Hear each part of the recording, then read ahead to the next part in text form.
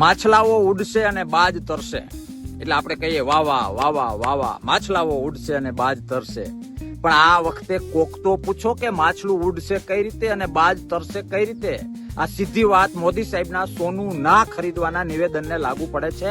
એનો વિરોધ કરું છું. સાથે સાથે અપીલ કરું છું કે જો પૈસા પડ્યા હોય, શક્તિ હોય તો 1 કલાકના વિલંબ વગર જેટલું સોનું ખરીદી શકતા હો એટલું ખરીદજો.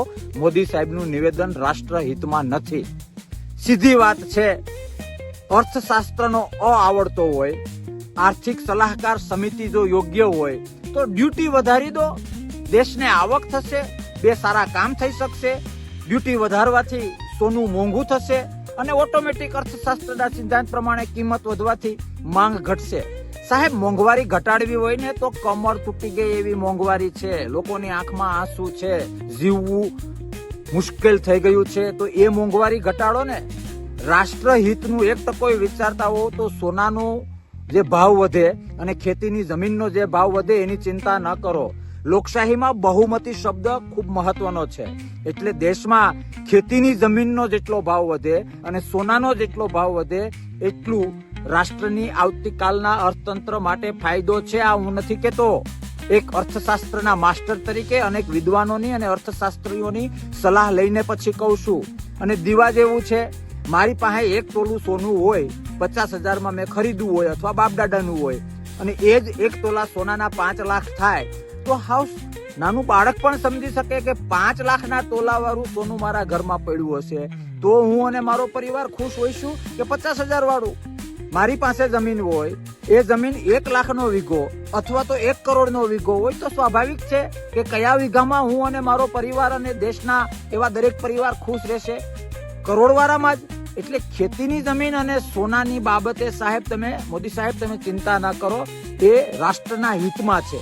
હું વિરોધ કરવા ખાતર નથી કરતો, રાષ્ટ્રહિતની વાત કરું છું. તમે રાષ્ટ્રપ્રેમી અર્થશાસ્ત્રીઓની સલાહ લો. માત્ર તમારી વાહ વાહ કરનારા અર્થશાસ્ત્રીઓની સલાહ ન લો. આવતીકાલે દેશ આર્થિક રીતે ડૂબી જશે. એટલે દેશના દરેક નાગરિકને વિનંતી કરું છું કે સોનાવાળું મોદી સાહેબનું નિવેદન એ એમની નબળાઈ ઢાંકવા માટે, આવતીકાલે એમની ગઈકાલની અણઆવડત ખુલવાની છે એનાથી બચવા માટે પાણી પેલાની પાળ બાંધવાનો નબળો પ્રયત્ન છે. એ વાતમાં ન આવતા અને પોતાની નબળાઈઓ ઢાંકવા માટે તમે વિચાર તો કરો કે કઈ રીતે ગુમરાહ કરવામાં આવે છે કે સોનું ન ખરીદવું એ દેશપ્રેમ છે. અરે અભ્યાસ તો કરો. દેશપ્રેમ તો સાહેબ એ છે કે મોંઘવારી ઘટાડવી, જીવન જરૂરિયાત વાળી વસ્તુઓની બાબતો ઘટાડવી, પેટ્રોલ ડીઝલની જે હાલત છે એમાં કંઈક રસ્તો કાઢવો, લોકોને હેરાન કરતા બચાવવા, નહીં કે ખેતીની જમીનની હરી કરવી, નહીં કે સોનાના ભાવ બાબતે લોકોને ગુમરાહ કરવા. એટલે આ નિવેદન ક્યાંક ને ક્યાંક સત્યથી વેગળું છે. મોદી સાહેબનું આ નિવેદન ક્યાંક ને ક્યાંક આવતીકાલના ભારતના અર્થતંત્ર માટે પ્રહાર છે.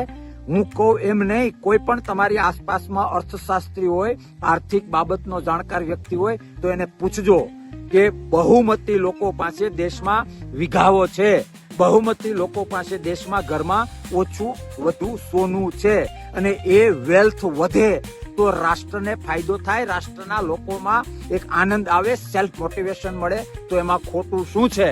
એટલે વિનંતી કરું છું કે પોતાની આર્થિક નીતિઓની નબળાઈ ઢાંકવા માટે રાષ્ટ્રને ગુમરાહ કરવો એ રૂલિંગ ગવર્મેન્ટ કે રૂલિંગ ગવર્મેન્ટના વડાએ ક્યાંક ને ક્યાંક ન કરવું જોઈએ. આવો અધર્મ ન કરવો જોઈએ.